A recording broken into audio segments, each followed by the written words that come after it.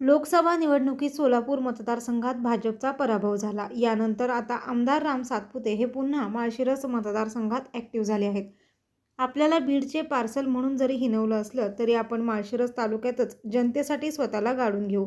माझ्या मृत्यूनंतरही माझे अंत्यसंस्कार माळशिरस येथे होतील, असे सांगत आमदार राम सातपुते यांनी माळशिरस विधानसभेसाठी शड्डू ठोकल्याचे दिसत आहे.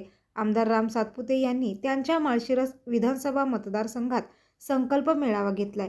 यावेळी त्यांनी आपण पुन्हा विधानसभा निवडणूक लढवण्यास तयार असल्याचं अप्रत्यक्षरित्या जाहीर केलंय. यावेळी महायुतीचे सर्वच पदाधिकारी उपस्थित होते. आमदार राम सातपुते यांनी लोकसभा निवडणुकीत भाजप विरुद्ध माळशिरस तालुक्यात 1,80,000 मतांचं लीड घेऊ अशी घोषणा केली होती. पण 80,000 मतांचं लीडही समोरच्यांना घेता आलं नाही.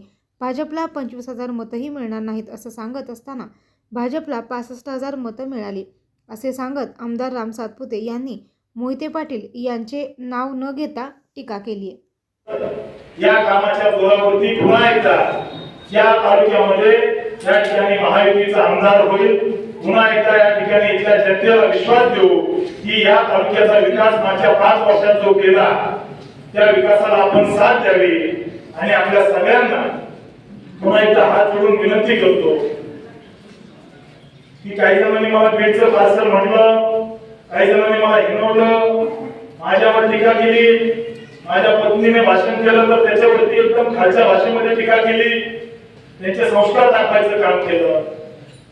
परंतु माळशिरस तालुक्याच्या जनतेला मी सांगतो, मागच्या 5 वर्ष या तालुक्याचा सालगडी म्हणून राहिलो आणि जोपर्यंत माझ्या श्वासात श्वास जोपर्यंत त्या ठिकाणी माझ्या शरीरामध्ये रक्ताचा थेंब आहे, मी या मातीत गाडून घेईन. तुम्ही कितीही पार्सल म्हणून मला कुठे पाठवायचा प्रयत्न केला तर मी मेल्यानंतर सुद्धा माझे अंत्यसंस्कार या माळशिरस तालुक्याच्या मातीतच होतील.